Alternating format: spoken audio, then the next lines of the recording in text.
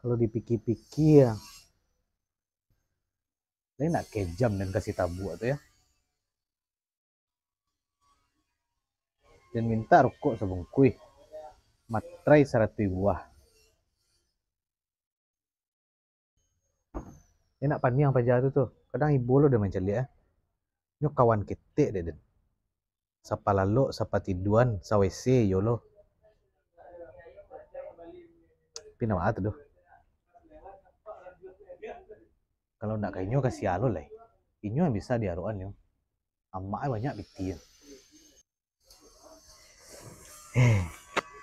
Apa tuh nak? Nah tuh. Nanjale inyo dapet karajo di luar negari. Piden ragu lo. Nah tuh. Tampilan dan kalah meyakinkan loh. Aden barusan sama orang kapau, orang Jepang. Ya nak.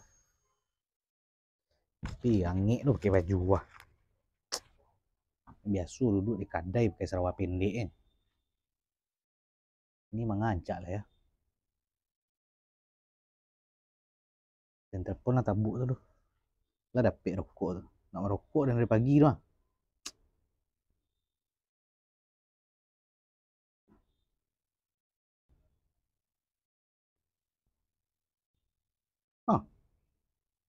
Mau reject di pajak kok.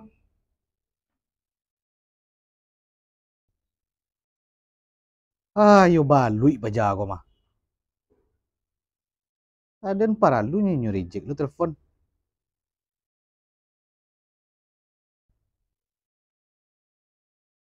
Nyu reject lu baru lah. Yalah. Mungkin nyo sedang fokus mah. Sedang fokus mencari rokok sama matrai 100 buah. Ayo. Yo gigi apa jatuh nak. Kadang dan salut lu jinyo. Tapi balah.